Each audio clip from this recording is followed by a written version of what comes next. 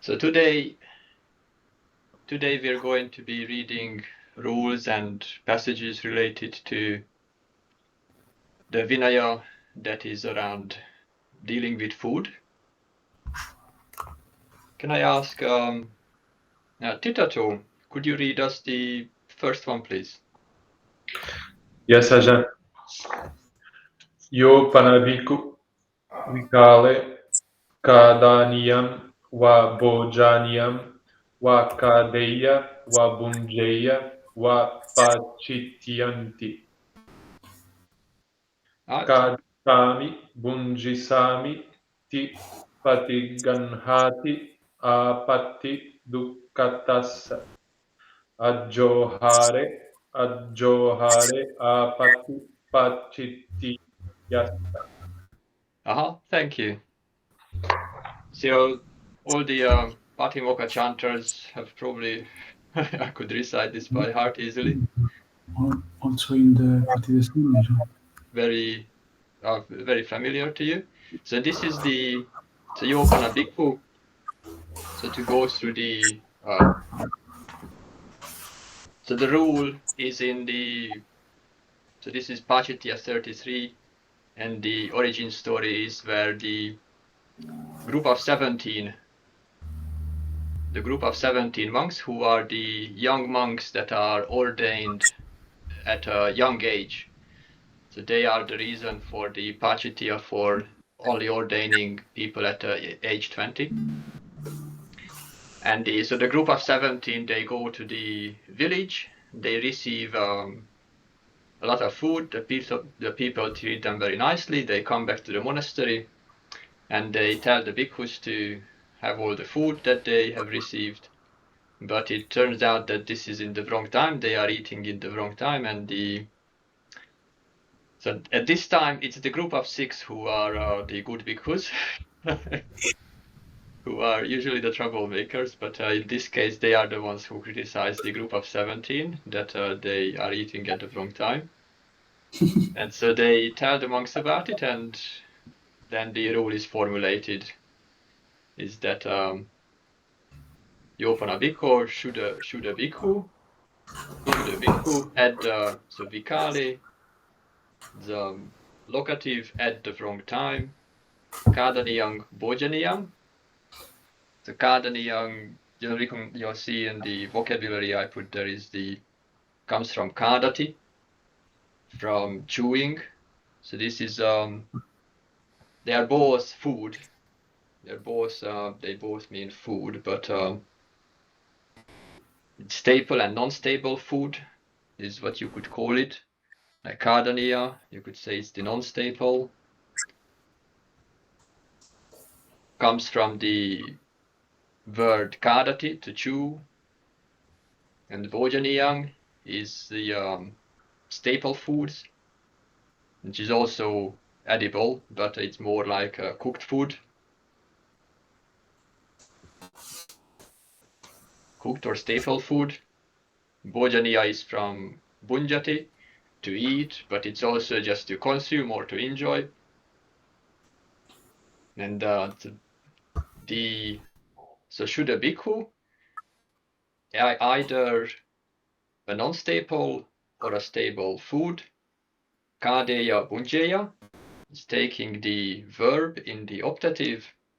Should he chew it or should he eat it? It is an offense of Pācittiya. This is Pācittiyang, and you should hear the ending is an, but it's iti, Pācittiyanti, and there's no verb. Usually the rules, the Vinaya rules, have a very compressed language. So the first part,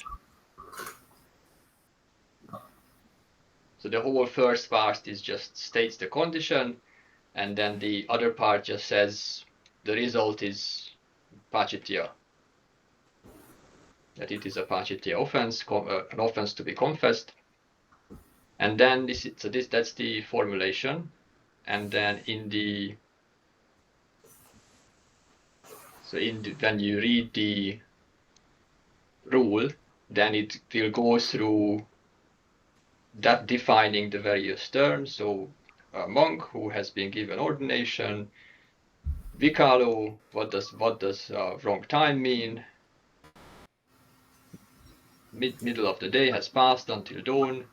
Kadaniyang, what is a non-staple food? 7-day tonics, lifetime tonics, salt is cooked food. Bojaniyang, with examples of what would be staple foods, and then the commentary explains how to interpret offenses. So you saw the verb is kadati and bunjati. Kadissami and bunjissami is the future form with the idea that I will chew it or I will eat it. Patiganahati is to receive, to take or accept it, thinking that I will eat this.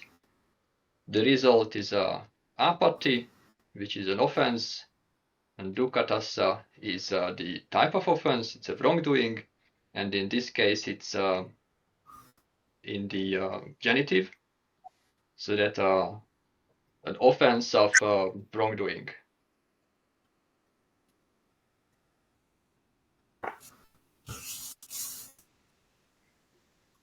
Offense of wrongdoing, dukkatassa. And then for the pachitya, for every mouthful, so ajohara is a mouthful or swallowing, and these are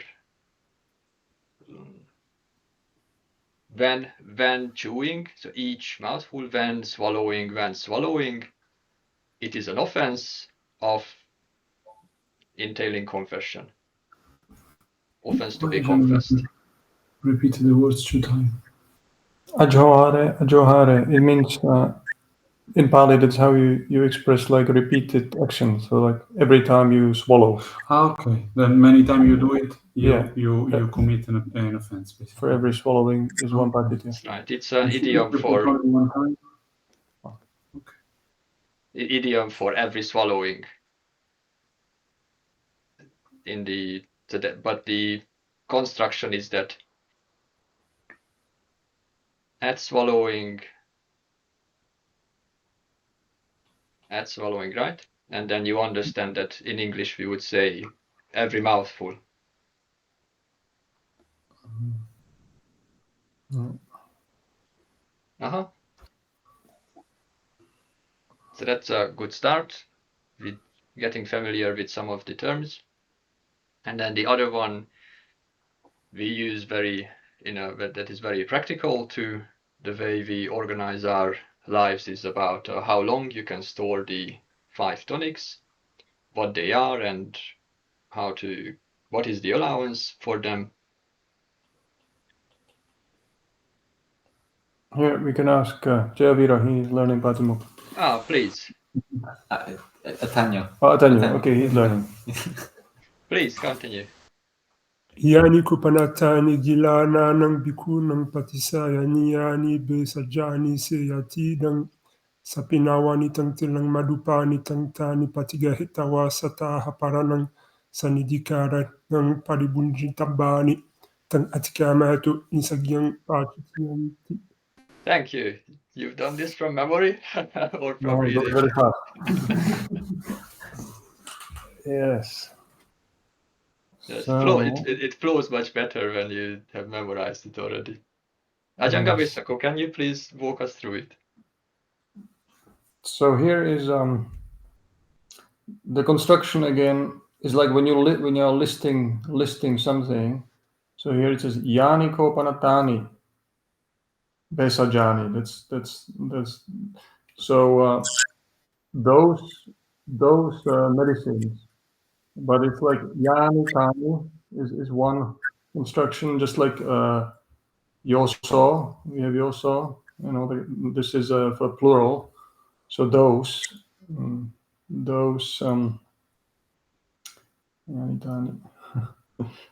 Yeah, it's this.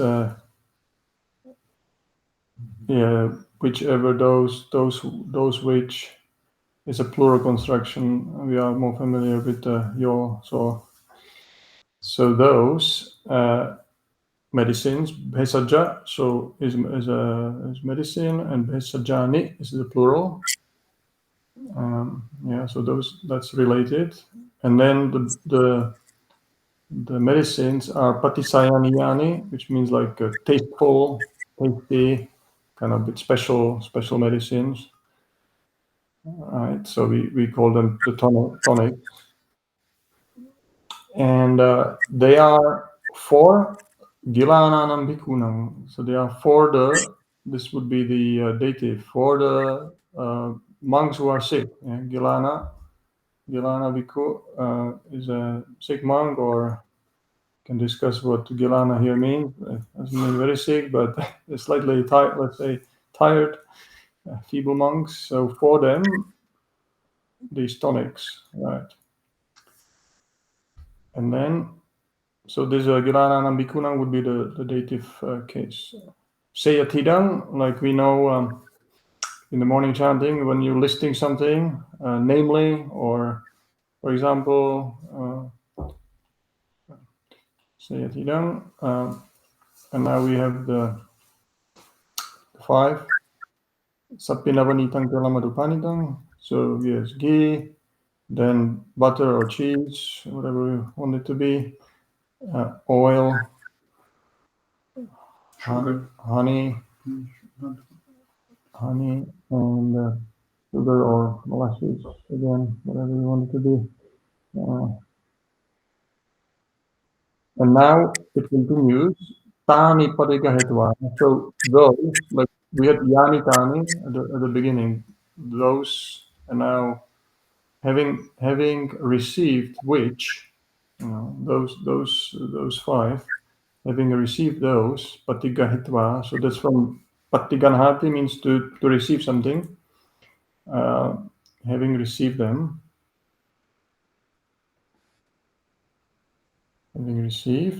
them, and then they are what? They are paribhunjitabani, they are to be consumed, to be eaten. That's paribhunjati, means to eat, to consume. They are paribhunjitabani, again is because they are bhesajani, the plural, so the ending will be the same. Paribhunjitabani, to be consumed. And sattaha paramang sanidikarakam. So having kept them, sanidikarakam means having stored them within maximum 7 days. So sattaha paramang, maximum. Parama means the highest, the top, or the maximum. So up to 7 days. Okay, storing them up to 7 days, they are to be consumed.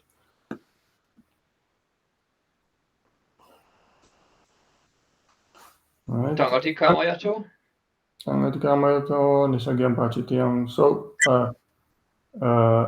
I think here the construction is like going over that limit. Atikamati means to go beyond, going over that limit. Going over that, exceeding that, is nisagyang and pachityang. So nisagyang is to be forfeited, to be given up, and pachityang to be confessed. That's right. So atikamayato, so going over that limit, where this right? is that limit, That where limit. that is the tongue, and refers to this limit that earlier is defined. Going over that is, so this is again the nominative construction. How do I mark this? So that what you have one part, and then it's equated to nisagyang pachityang. Right. So this is like the compressed language in the Vinaya rules, is that you have something, and it's defined as it's given an explanation that going over it is a reference of a particular time, like a type. Like again here, there's at the previous rule there was a definition that you have a long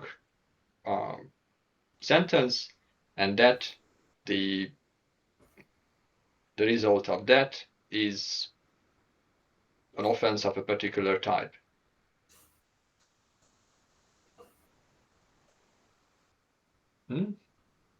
Yes, good to continue. Yes, we can do the other one from the Mahavagga. Let's see, somebody could. Let's ask Javira to read the first. This is not in the Bhagavad Gita. No, like, if you want, I can read without problem. I can do it. Can I co-pilot one? Next rule for you. Okay. Just the first line before. Tenakho panabsamayena sambahula bhikkhu kajisu vasambuddha rajakahang gacchanta bhagavantang dasanaya antaramakena labingsu lukassa va panitassa va bhojanassa yavadattang paripuring bahunca phalakhadaniyang ahosi kappiyakarako ca na ahosi. So that's the situation described in the Mahavagga. There are many of these stories now. What happened to the monks at the time of the So can you identify any of this in the first sentence? Can anybody identify some of the words there? Sambahula. Yes, Sambahula Bhikkhu. Many bhikkhu.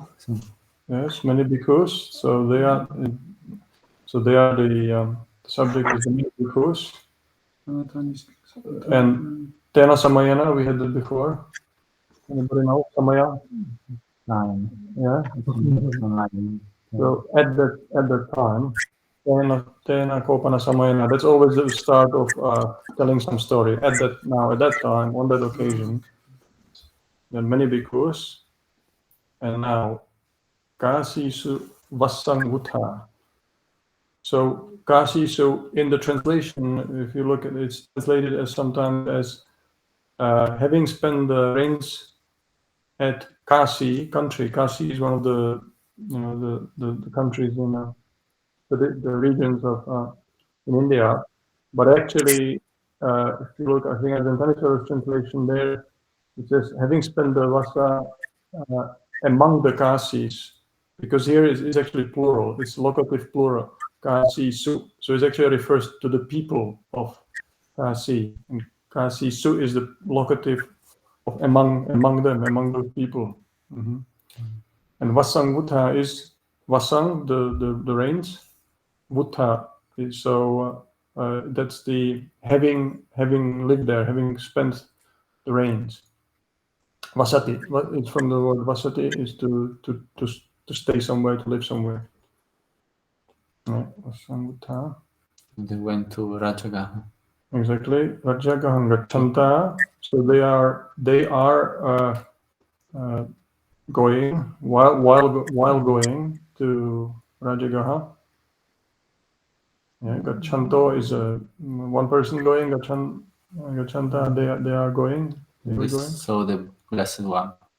Bhagavantang Dasanaya. God. So the blessed one, but Dasana is what? To see. To see. So Dasana is seeing, but Dasanaya is a degree for the purpose of seeing. For the purpose of seeing the Buddha. Okay, in order to see the Buddha, basically. And now, anybody can know this word? Yeah, Antaramage on the way. So exactly. So Antara means like in between, or Antara Ghare, in between houses. So here is Antaramage. So it means somewhere along the way. And this, the verb. Anybody can guess the word? To get. Yeah, labhati. Labhati means to obtain, to get. But nalabhingsu is didn't get. No, it's the past.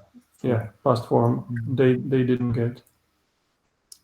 And then what did they not get? And here it's they didn't get, but in Pāli this is expressed with a genitive, you know, they didn't get, no, sorry, it's, so here it's actually kind of a construction, so they did not get enough paripuring. Paripuring means enough, but enough of what? Lukasava, Panitasava, Bhojanasa, Yavadatang Paripuring. So this construction means like they did not get as they needed, enough as they needed of the food, which was coarse or refined. So the it's a genitive, Bhojanasa. Well, first of all, it's Lukasa Bhojanasa or Panitasa Bhojanasa, of the coarse food or of the refined food. And of that, they did not get enough. And Yavadatang means something like as they needed, as much as they wanted or they needed. Yeah. Okay. And anybody can guess the next bit? Bahuncha, bahun. Many fruit, Okay. edible fruit. Palakadaniya. Spala is fruit. That's it. So it's a kind of construction that it's translated differently. So some people translate it just as edible fruit, or some people take it to be like the kadaniya, meaning the non-staple food, which was fruit. Yeah. So there was ahosi. There was a lot of edible fruit. Yeah. But then there was not somebody that make it allowable. So kapya karako cha na ahosi, and there was not na ahosi kapya karako, the one who makes things allowable. Kapyang means that which is allowable. Like when we say kapyang karohe, we say make it allowable, and the person who does that is kapya karaka. Yeah, that's it. Kapya karako was not around. Okay. And it's like they are going on Tudong and they are not receiving Gam's food. Right. So this will be an interesting conclusion now. What does that mean now? So what does the Buddha say when they get to Rajagaha? Maybe Kitapanya maybe could read the next bit. Okay. Atako te bhikkhu hilanta rupa yena rajagahang velu wanang kalandika niwapo yena bhagawa tenupasangkamingsu upasangkamitwa bhagawantang abhiwadetwa ekamantang nisi dingsu. Mm-hmm.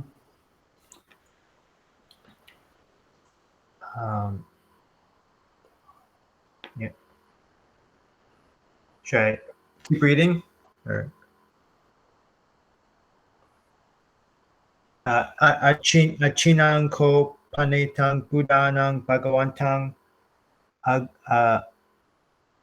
agantukehi bhikkhuhi sading pati samoditung atako bhagawa te bhikkhu etadawocha kachi bhikkhave kamaniyang kachi yapaniyang kachita api kilamatena adanang agata kuto che tumhe bhikkhave agachatati. Okay. So at the beginning, so what are they doing? They Atakote bhikkhu. Those bhikkhus, right? Mm-hmm. So what did they do? Where is the verb? Can you find the verb? Tenu pasam kamingsu. Yeah. Okay. They approach, right? Approach. Yeah. So tena upasankamingsu. So it's that same construction we had before. So there is the yena rajagahang, tena upasankamingsu. Basically, it's yena tena. So it just tells you where the location was. So they approached where? In Rajagaha, Veluvana, the bamboo grove, Kalandakanivapo, the squirrels feeding ground. And then also Yena Bhagava, it's kind of repeated here twice. Yena Bhagava means where the Blessed One was. They approached. And they were what? The bhikkhus were Kilantarupa. Oh, Kilantarupa. They were looking tired. Looking tired.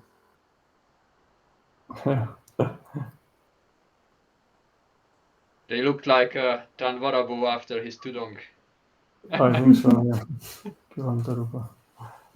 Okay. And then the next one again is again stock formula, you can probably guess. Having approached the Blessed One, having paid respects and sat to one side. They sat to one side. Exactly. And now this word here, achinang kopanetang buddhanang bhagavantanang. This is the word that is used like sometimes you might hear them talking about achina kamma, which means like a habitual kamma is a kind of Abhidhamma term. But it means something that is done customarily as a custom, often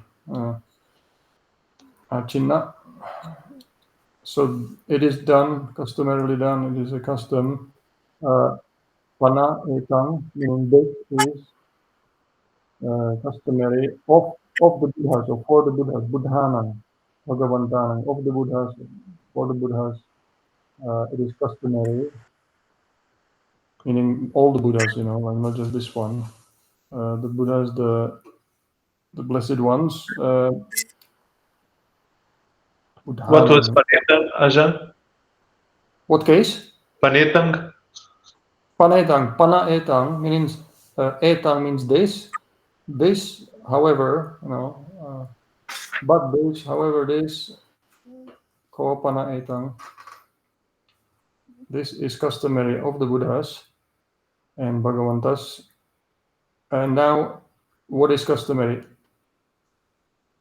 Patti sammoditung. So this is an infinitive form. So patti sammodati. Maybe you are familiar with this word. Sammodaniya katha or something like that. Means it's like to speak with somebody when they arrive, to exchange greetings. And the patti is like receiving them and exchanging greetings. Pleasant greeting, talk, something like that. But how? Agantukehi bhikkuhi sadhing. So this construction again is like with. Sadhing is always means with, together with. With whom? Agantukehi bhikkuhi. With the incoming bhikkhus. Yeah, so they are agantuka bhikkhu, incoming bhikkhus, but with them is an instrumental case. Agantukehi bhikkhuhi. With the agantuka. So the word agantuka, you might be familiar again with the way it's used in the Ajahn Chah tradition in a specific sense, but originally it just means anybody who just happens to arrive in the monastery. Incoming, arriving, yes.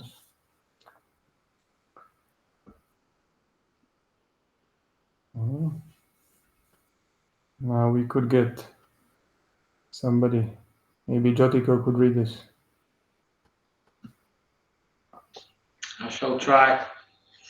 Atekpo Bhagawa Te Bhikkhu Etarawacha Kachi Bhikkhave Kamanayam Kachiya Paniyam Kachiya Pakilamantena Adahana Agata Kutacha Tumhe Bhikkhave Agachata Ti.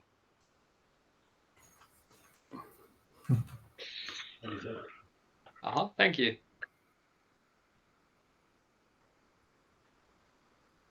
So, Anybody Chimadharama can identify the first sentence? Atako.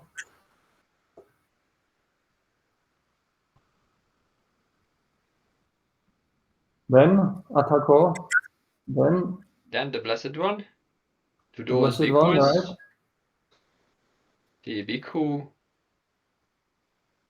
Etada Vocha. He said to those bhikkhus. Again, standard stock phrase. He said Then to the those Blessed bhikkhus. One said to those bhikkhus, Kachi bhikkhave, I hope, because. So this is the phrase we've been using to greet each other at the beginning of the classes. Kachisi kamaniyang, kachisi yapaniyang. So I hope, he says, addressing the bhikkhus here, bhikkhave. I hope you are enduring,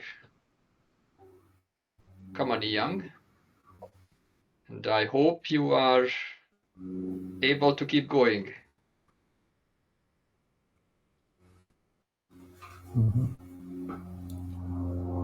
Kachisi kamaniyang, kachisi. Well, what we usually say, kachisi, si is for you. But here he is addressing the bhikkhus, kachi bhikkhu kamaniyang.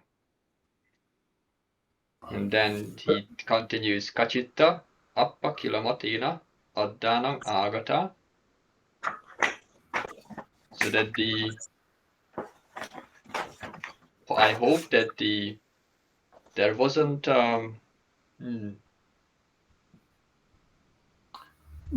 difficulty, or you're not tired from the journey. Yes. So Adhana is like the journey that you've just agata, you have come, you have arrived on this journey, and yes. with little tiredness.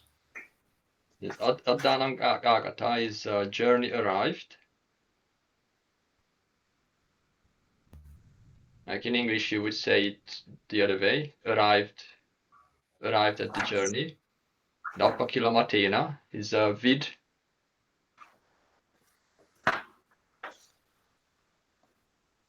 little tiredness, or with little, you're not too weary, you're not too tired and weary from the journey. Kutocha tumhe bhikkhave agachatati. So he is asking them, kuto is where, from where, ablative, kuto. Tumhe is you, from where you bhikkhus are coming from. Agachata, where did you came from? Agachata, you remember from the Upasampada again, when the monks are called in. So come bhikkhus, come inside the Sima. So again, familiar word. And now, what do we have? Maybe Atanyu here. You can read a little bit.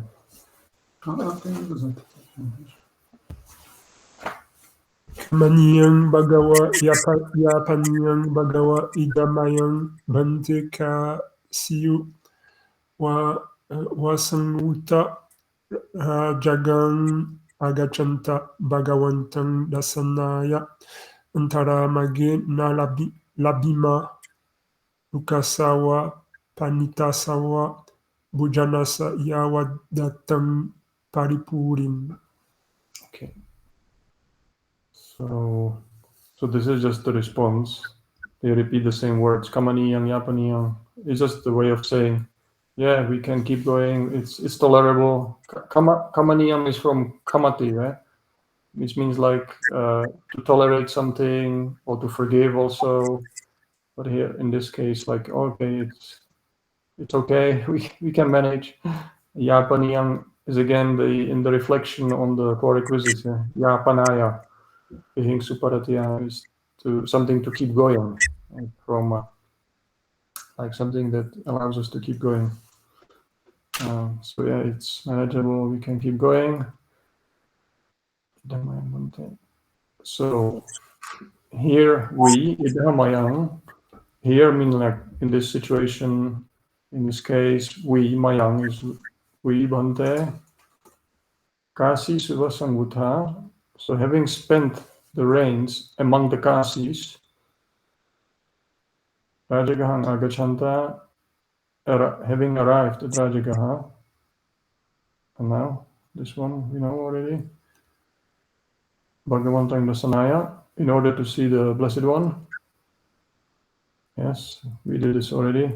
We didn't receive on the journey. We did not receive enough of the coarse and refined food, enough to be satisfied. We did not receive it.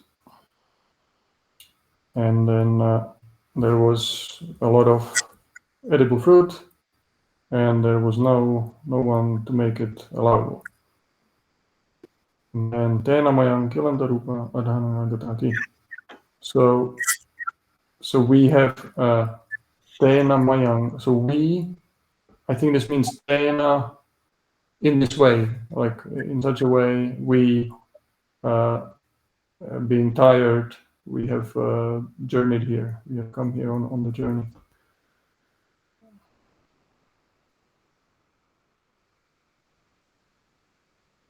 Okay.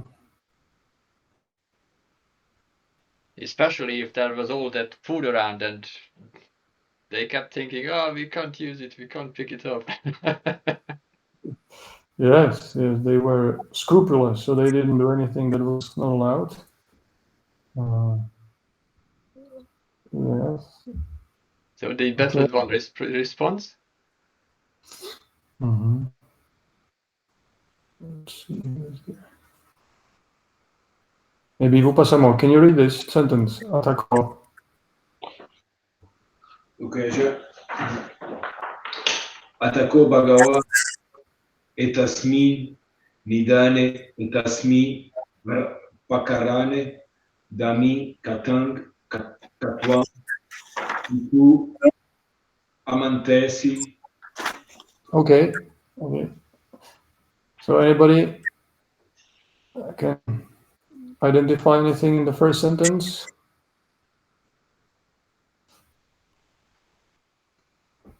So at that time, in this case, the Blessed One, etasaming nidane. Nidana is for occasion. So in etasaming is locative in at this time. Mm-hmm. Or in this case, you could say. Yeah, case probably is a good translation, because nidana, it's again, this is quite a specific usage in the Vinaya. You know, some of these words they are used maybe in the suttas a bit differently. We have the Mahanidana Sutta that describes dependent origination. There it refers to like the source of something, the cause of something. But here it means like, yeah, the source of the story. So in this case, regarding this topic, or in this topic, Dhamming Katang Katava, the according to Dhamma, having instructed them according to Dhamma. Yeah, I think this is Dhamma Kathangatva. It's like having given the Dhamma talk, basically. You know. Katva, having done from karoti katva, having, we would say, given the dhammi kathang is a speech or talk katha, and dhammin kathang katva. Here it's split into two words.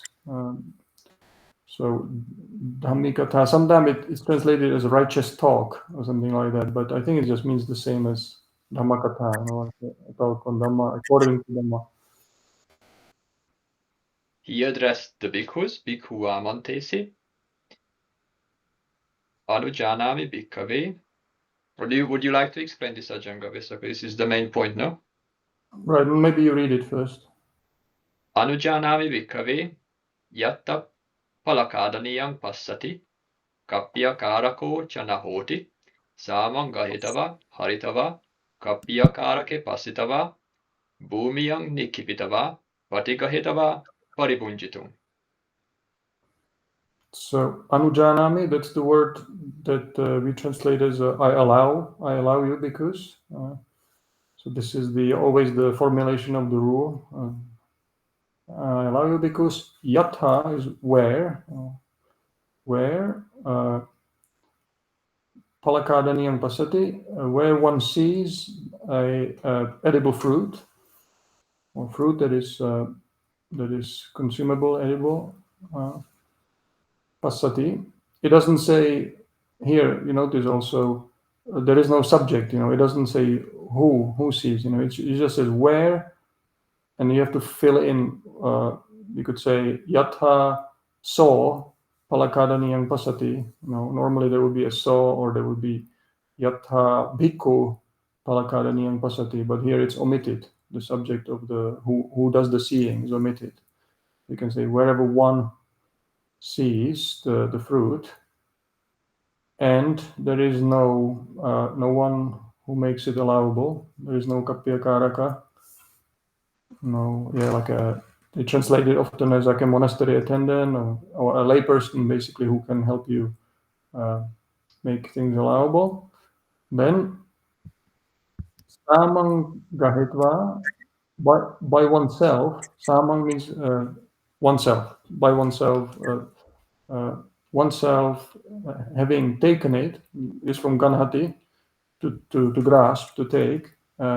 Having taken it and carried it, haritva is from harati, to carry. And then kappyakarake passitva, having seen the kappyakarakas, this is in a plural now, having seen the attendants. Here it's for some reason it's in plural form here. Having seen some attendant. Yeah. Bhumiyang nikipitva, on the ground. Bhumi is another word for earth or ground. Bhumi. So bhumiyang, on the ground. Nikipitva is to drop it, placed it. Having dropped it on the ground. Nikipati, placed. Patigaha petva. So this is apparently a paribunjitung. So patigaha petva is the causative form. So having made, or causing it to be received. So it's quite complicated to explain. So patiganhati is to receive something. Patigaha peti is to make some. So basically somehow instructing them or suggesting to them to give it to you. To make it to be received. Paribunjitung is to be consumed. So again, you see this Vinaya language is quite concise. It's quite. It's not like in the suttas normally. It's not, the sentence wouldn't be constructed in such a way. There would be a lot more like words filling it in. But here it's quite condensed. And then again, it is like the rule is repeated. Anujanami bhikkhave uggahitang patiganhitung. So I allow because that which is taken up, uganhati is that which is taken up, literally, to be received back, or something like that, patigahitum, to be received. Pati means to kind of receive back something. The pati always means, is like the prefix re, received. I have something, maybe it's more for tomorrow, but I imagine this is meant for fruit that are already on the ground, like you see on the ground. Yes. Not on the tree. Definitely, yeah. Okay. But it's interesting that what does that mean? Because I think I always understood it that this somehow applies to the time of famine. There are other rules, but it doesn't seem to be really directly linked to that. Any kind of reports of famine. There are these other rules about storing food, cooking food, and so on. This one, it's not really introduced in that way. So as if it looks like as if this is like a normal allowance for any time, or when you are traveling. Maybe it refers to those monks traveling, being on tudong. So I wonder, should we conclude from it that when you are on tudong and you're walking through the countryside here in Italy, and there's so many figs on the ground, and you think, wow, I didn't get any food But I can take it to the village in the morning and ask some villager to, could you make it allowable? Look at you. What does he want?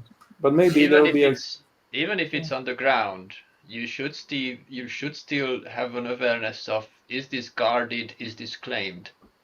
Like, That's right. it's sometimes, it will be on the ground on somebody's backyard, and I don't think you should pick that up under any circumstance.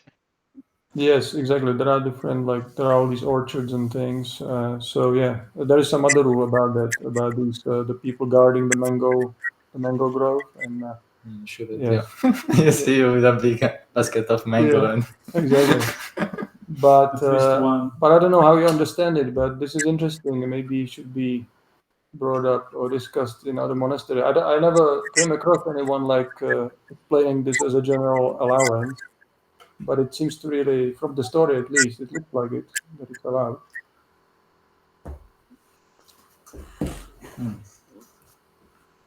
Yeah. Anyway, it's something to discuss in dinner class.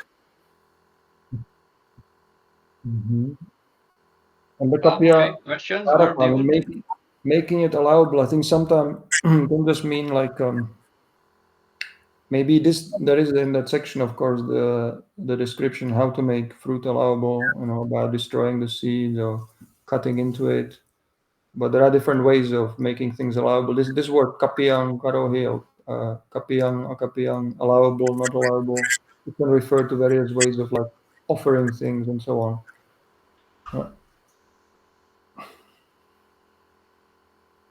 Okay, ready to continue? Yeah. Okay, so the next reading I chose to have a look is relates to what is the correct way to treat edible food, and the context here is the sutta where parents are on a journey. Let me see if I can open the text as well. This is in the Nidana Samyutta, which is describing dependent origination. It's an interesting place where to find it. That's right. So this is connected to explaining the 4 aharas, like the 4 nutrients. Chattaromi bhikkhave ahara. There are 4 fuels or nutrients that sentient beings need in order to be born and maintain themselves. And the first one of these is the solid food. So we'll come back to this in a second, but let's read the beginning. Who could I ask? Ajahn Tirapanyo, can you please read the first sentence for us? Until Vinyanang Chatuttam. Okay. Sawatiyang tatarome bhikkhave ahara bhutanang va satanang titiya sambhave sinang va anugahaya katame chataro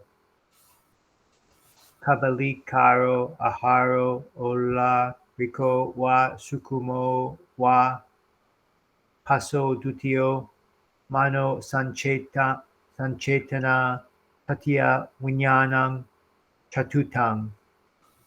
Thank you. What do you recognize from this?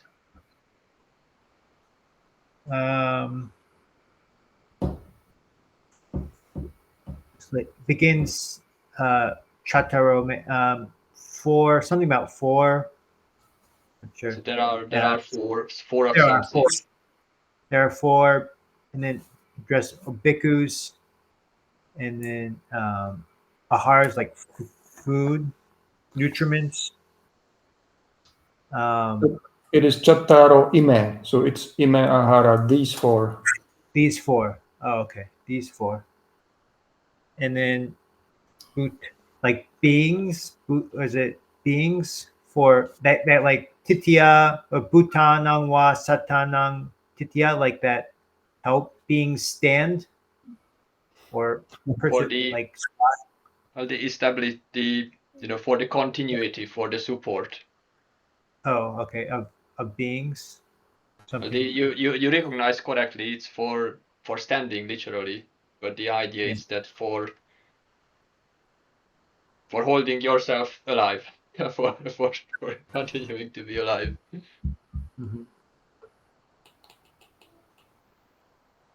And is the beings, are here satta, because sometimes both the word bhuta and the word satta is translated as a being. It comes from two different verbs, but here it's bhutanang sattanang. So the beings are the sattas who have already come into existence. So they are bhuta means someone who has already come into becoming. The word bhava, becoming, this is how it's connected with dependent origination. So these beings, sattas, they have come into being already. The beings who are born for their support, titiya, Sambhavesinam, is those who are yet to be born. So this is an interesting word. What does it mean? Of course, you remember it from the Metta Sutta, Bhuta va Sambhave Siva. So it seems like in the suttas there are two types of beings, but in two different stages of becoming. And some of them we can translate it, the Bhuta, as those who have already been born, although the word for being born is different, is jati, yeah? But we can say have come into existence, have come into being. And then those who are Sambhavesi is like one who is sometimes in somebody translated those who are seeking to become, those who are just trying to become. So it's interpreted as the beings who have not been born yet and who are in that kind of intermediate stage between two lives, basically. And there's some evidence in the sutta that there is such a period where the beings are kind of searching and are about to come into some existence, to be born, basically. And for the anugrahaya, so anugraha is again is assistance, helping them to reach this state of becoming. So katame chattaro, what are these for?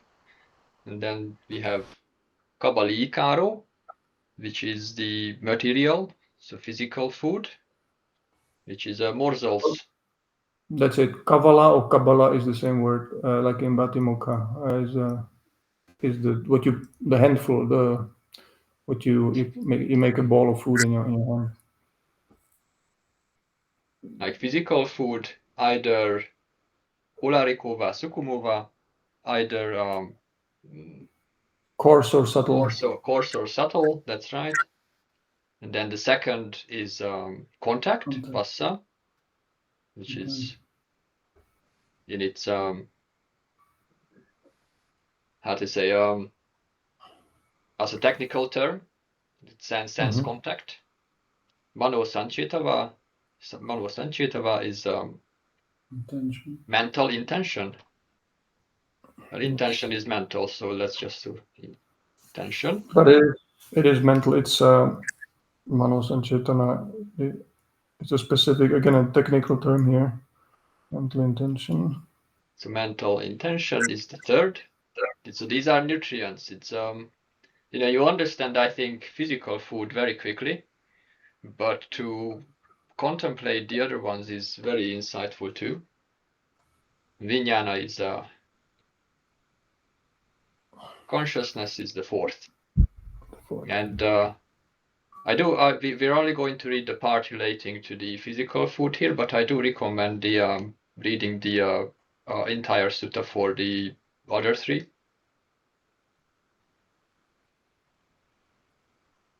So ime ko bhikkhave chattaro ahara bhutanang va sattanang titiya sambhavesinang va anugrahaya. So he repeats the same thing, that these are the four nutrients which are for the beings who are for the support and continuance of beings who are born and the beings who are seeking birth. Katancha bhikkhave kabalikaro aharo dattabbo. So that taboo is how something should be regarded. Yeah, seen is from seeing, again the same word.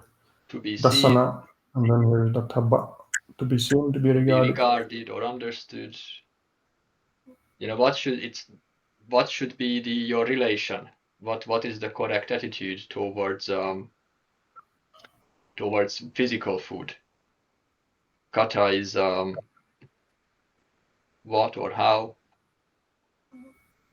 Katan seyata. And so here we have the simile. Seyata. Someone else read. Atanyu, can I ask you to read this, please? Seyatapi bhikkhave due jayang patika paritam sambalang adaya kantaramang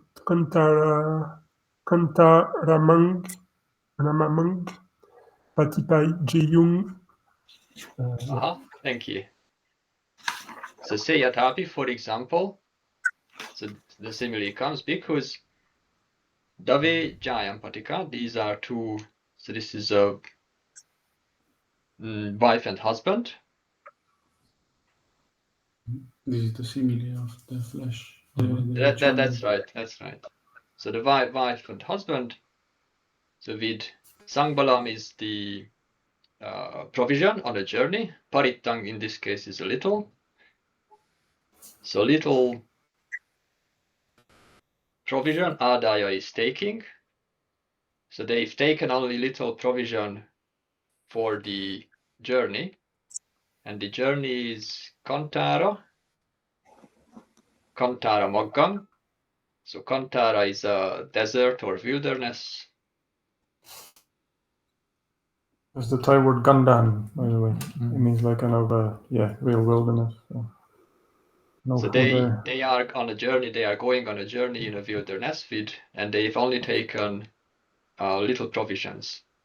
And we'll look at the text in the Sutta. Patipajayung, that's right. So suppose a couple, husband and wife, set out to the desert, taking limited supplies. And you'll remember this simile is that they have a child with them, but their supply of provisions run out, and they realize they are not going to make it to the end of the desert. And they start thinking, how can they survive this situation? So they decide that the only way they can live is if they are going to kill their child, so dear and beloved, and eat its flesh, eat his flesh. And in that way, at least, they will make it out of the desert. And this thought experiment is for the purpose that what would be if they are consuming that physical food, what would be their relation to it? And so they are crossing the desert.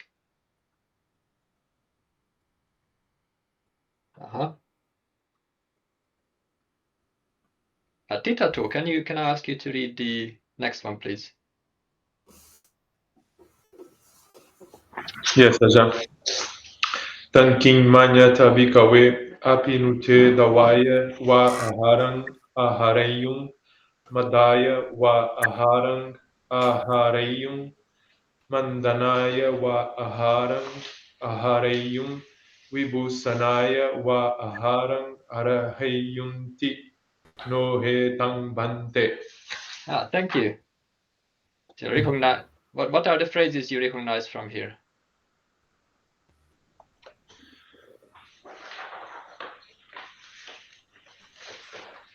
The Vaya, Madaya, Namandanaya, Navibhusanaya, this is the Patisanka Yoniso Pindapatan, right?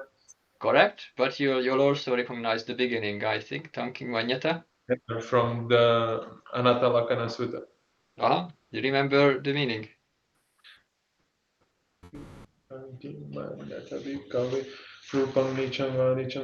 No, Ajahn. So Manyata is from Manyati. Manyati is to think or imagine or conceive. And so it's the question, what do you think? What do you think? What do you Yeah. think, bhikkhus? Yes. What do you think, bhikkhus? Apinute, so we're talking about them, who are the buddhos, talking about the parents. And the verb is ahareyung. Would they, so aharang ahareyung, eating the food. So using the food as nutrition. And the cases in each time is a dative. So davaya, aharang, madaya. So would they, for the purpose of fun, would they eat the food? For the purpose of indulgence, would they eat the food? Right? Mandanaya is for putting on Fattening. fattening. That's right. Putting on weight. I mean, you can see all that also as like a positive thing. You know, some people struggle to, you know, get into a healthy shape if they are a bit anorexic. So, you know, they want to, they are eating for the purpose of putting on weight. Would they, for the, you know, would they eat the child for that? You know, they wouldn't eat the child for putting on weight, perhaps. Vibhusanaya is for making yourself pretty. It's for decorating. You know, these are the type of food that are sold. You know, it's going to make your eyesight better, or it's going to make you look younger, or it's going to make you, you know, make your skin smoother, like that. Would you eat a child for that purpose? And the correct answer is no, hetangvante, that you wouldn't.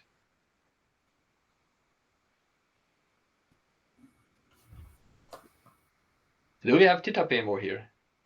Yes, he's on the side. Can you please continue? Yes.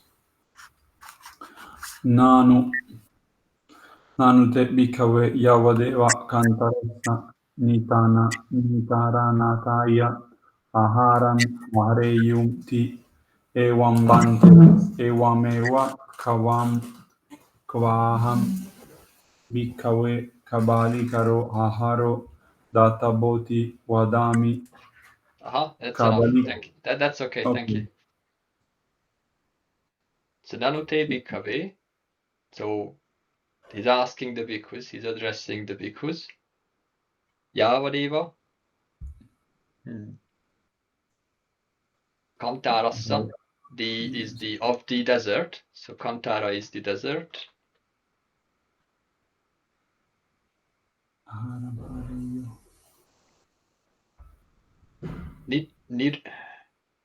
Nittaranattaya is for the purpose of crossing, for the purpose of his getting out. You recognize crossing purpose. Atta is meaning or purpose, and it's a dative. So for crossing of that desert, would they eat the food? Aharang ahareyungti. Like we saw this, and so they would consume that that flesh just for the purpose of crossing the desert. Emaveva kvahang. So this is the way, bhikkhus. Kabali karo aharo dattaboti. That vadami. So I say, the Buddha says that I say that physical food, kabali karo aharo, should be regarded in this way. It's like it's for the purpose of crossing the desert, of being born into this mortal realm. And then, you know, that's right. But it goes quite deep here, because he also says kabalikare bhikkhave ahare parinyate pancha kamaguniko rago parinyato hoti. So the physical food ahare parinyate. So kabalikare ahare here together. Parinyata is when it's understood. So you recognize it from parinyata, parinyeya. Like it's the this is a locative absolute form. So when meaning here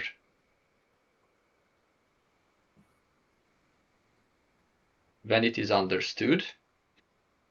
So when physical food is understood, the 5 strings of the so raga is passion. Passion. Raga is passion, and passion for the 4 or 5 strings of sensuality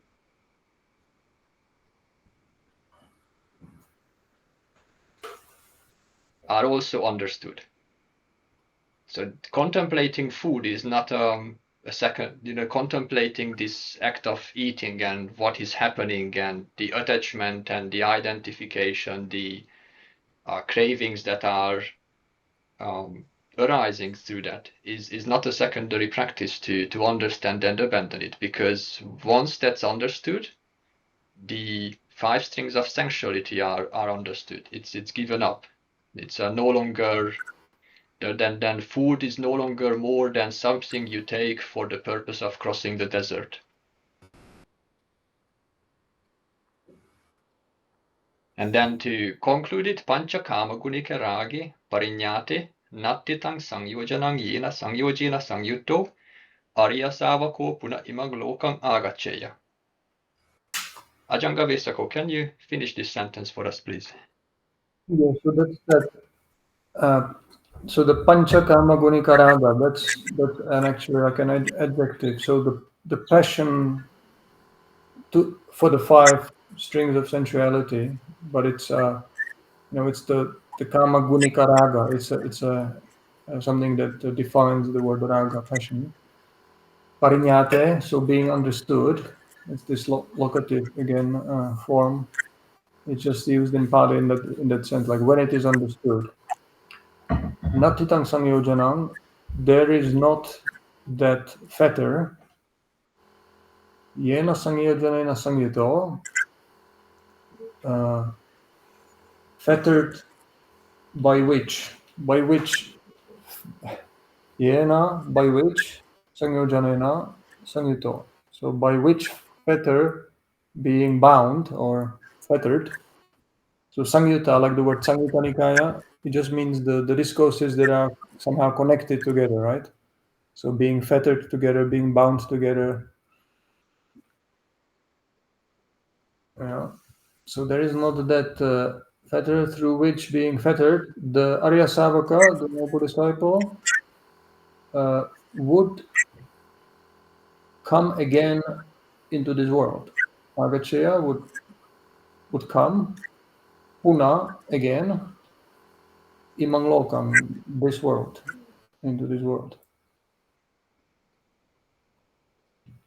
So this indicates that this would be an agami, so who is not born into this world. And again, that's the ending of the Metta Sutta. Is the same idea there. So coming back into this world, this does not refer to the Arahant yet, but to the Anagami. So there's different expressions used in the suttas for that. So when you're eating your food, then what's your how much attachment, identification, and craving there is. And if you feel attracted to that food, if there's clinging, then definitely you're getting reborn. Definitely you're coming back. This is a way to gauge what level of nutrition the being that you are is attached with. And the sutta continues, actually. It's I don't want to read it all, but I do recommend looking it up. So we end it here that at that point one does not return to the world, he is an agami. And then regarding with contact, the simile is that he compares contact like a cow being you remove imagine you remove the hide of the cow, and whatever contacts the cow he will be bitten. That if the cow is open and anything in the environment will come and bite it. So it will be bitten. The simile is it will be bitten by contact. Anything that is contacting it will be biting into him. And this is how you should regard contact, sense contact. All the sense impressions are biting at you, are taking a bite into you when you're remember Made was doing something similar like this, with something like a contact, sensual contact by five senses, like a wound. I remember he said. Like a wound and being wounded. Yeah, it's like you realize it's an irritation, a constant irritation. That's right. And then when contact is understood, then Vedana, 3 feelings are understood. And that's a very high level of understanding. A noble disciple has nothing further to do. You're done. You understand contact and you're done. You've finished the training. But then we continue with Mano Sanchetana, so mental intention. How is it a fuel? And the simile is that they are dragging somebody into a glowing pit of coals. And that person who wants to live, they would have the intention to try to get away from that glowing pit of coals. And so you can imagine it would be a strong intention. And this is how you should regard mental intention. That this is what it makes you do. Like these are very extreme examples to illustrate how to recognize this in more subtle forms. And when Mano Sanchetana, when mental intention is understood, then the 3 cravings, are these the 3 fetters, Ajanga-Vesaku? I didn't pick up on this. What are This they? is the 3 tanha, bhava tanha, kama tanha, Oh, vibhava of course. So this is a very graphic simile showing that any kind of craving that we have really is just like struggling to get away from some unpleasant experiences in various ways. That's the very graphic simile for this. Now all the 3 tanhas, you should understood like you're being dragged to a pit and you want to get away. Yeah, you're basically always trying to somehow alleviate some kind of form of suffering, more or less. So this is it. That's right. And then again, if you understand this, if you understand mental intention like that, you're done. You're finished your training. You have nothing further to do with regards to the Buddha's teaching. And then consciousness as a fuel. Vijnana haru. So the simile is that there's a bandit who is being imprisoned, and they are going to punish him by striking him with 100 spears. And so they keep sticking these spears into the man, like in the middle of the day, in the afternoon, in the morning. And the man keeps staying alive, so they keep striking him with another 100 spears. And would that man experience pain and distress? So this is how you should understand consciousness: is that being conscious, having conscious experiences, like you're always there's always this. You remember when we talked about vijnana is distinction, is making separation from. You're creating objects out of experience, and that you should regard it that you're conscious of boundaries, you're conscious of objects, you're conscious of you're grasping forms and shapes and sounds and colors, that this you should regard as being struck with 100 spears. This is great. I think it's because of the name and form connection. So basically, consciousness and namarupa, they are connected. They are inseparable, and you have to see, like, you can't be just conscious of nothing like that. So anything you are conscious of will be, what is it? There are some other suttas that define this, and there's some nice verses in the Theragatha actually. And they say that basically, when you have this kind of consciousness, you must be conscious of, birth, aging, sickness, death. The nama rupa is like the body, is full of, potential for a lot of pain and suffering. So this is it. It's like the being struck with the spear. There's this potential of having body and mind. Yes, and you remember that in Majjhima Nikaya 9, Sammaditthi Sutta, that one of the ways Venerable Sariputta defines right view is that Nama Rupa ceases, name and form ceases through the practice of the Eightfold Path. It's very important to understand how that term functions, is that when there's correct understanding, then Nama Rupa ceases.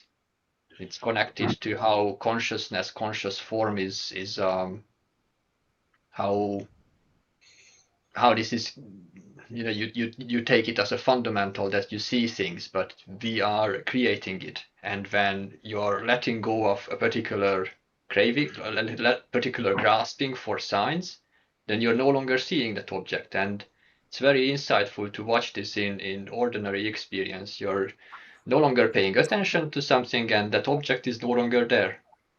This is yes, the underlying technique of the meditation methods that that the Maha Satipatthana Sutta is teaching is you're breaking these experiences down, so you're no longer perceiving them as, you're no longer receiving the conscious, the distinction, vijnana. The distinction is no longer made, and nama rupa no longer is created. And that's the understanding, and then you have nothing further to do. Then you know that your liberation is complete. Mm-hmm. So the term food, sometimes ahara is synonymous with pachaya or condition.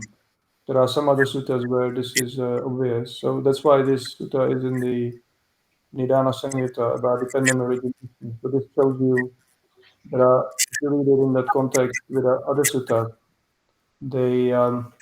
this shows how becoming, basically this defines bhava, becoming, and how beings that come into becoming, or who are already have been born and they continue this existence, they're always like sustained through these forms of kind of support, nutriment, and also then when they are sambhavesi, that means when they die and there is still ignorance, there's craving, they need these things like the manopanchetana is your mental intention, which will create certain kind of tanha, craving, that will propel you into the next life. And the vijnana is in that sense functions as this what later in the commentaries they call patisanti vijnana, connecting consciousness to another birth.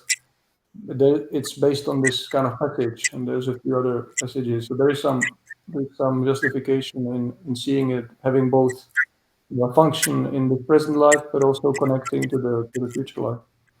Yes, but if we're bringing up that term patisanti vijnana, is that we should mention that that's a category created in the commentaries in order to make the 3 lifetime explanation of the Paticca possible. Yes. Jnanananda goes into this in the Nibbana Sermons book, and I don't think we have to go through that argument, but you should understand that that's a later conception of an explanation.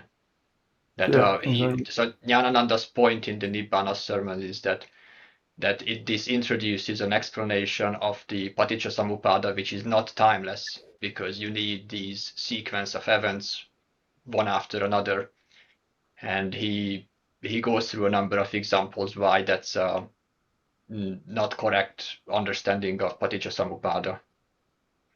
So that's one view, one interpretation, but Bhikkhu Bodhi on the other hand has a good essay where he kind of shows that this is also a rather limited view, limited interpretation. There's a number of good places in the suttas that actually do show a kind of a time interpretation of paticca samuppada, where certain events are actually clearly involved in this. So it seems like in the sutta, that's why I was saying in the beginning, there's these two words, beings that have come into being, and those who are about to become or seeking birth. So as if this was applying to the two aspects, Bhutanang va satanang titiya. It means in this present existence, in order to be sustained, to continue existing in here and now, you need these kind of nutriment.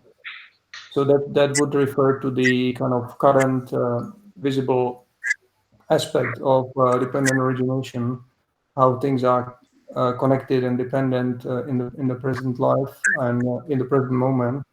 But the second one, Sambhave Sinangva Anugahaya, for those about to become, to take new existence, for helping them, that would refer to the second aspect, to the time that involves time and connection to another life.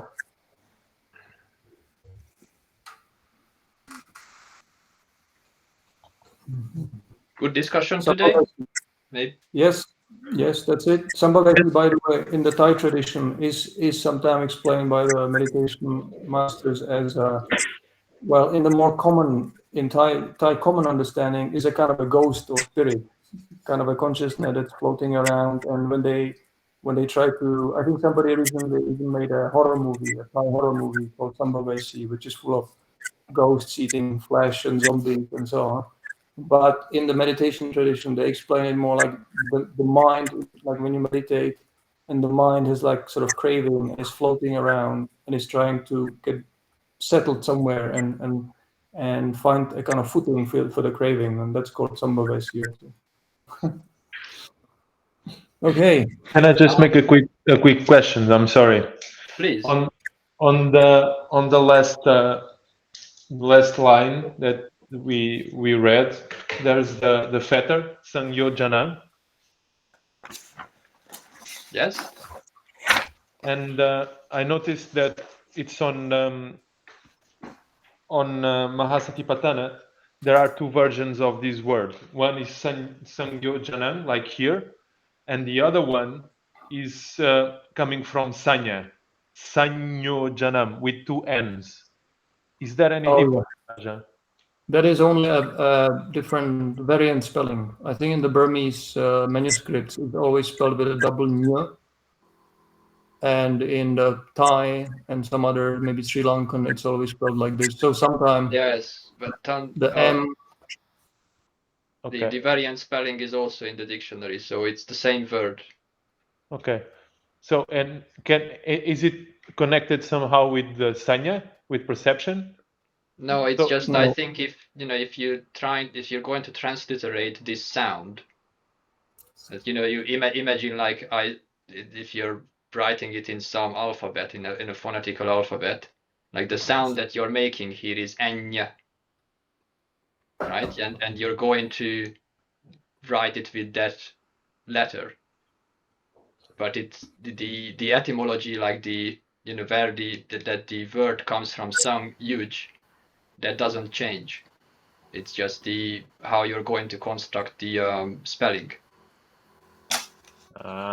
It's not like wrong perception or something like that. No, it's still the same word with the same construction, but we could have adopted a spelling that goes with writing it with the letter that you're pronouncing, except that this is what got adopted as the standard. Thank you, Aja.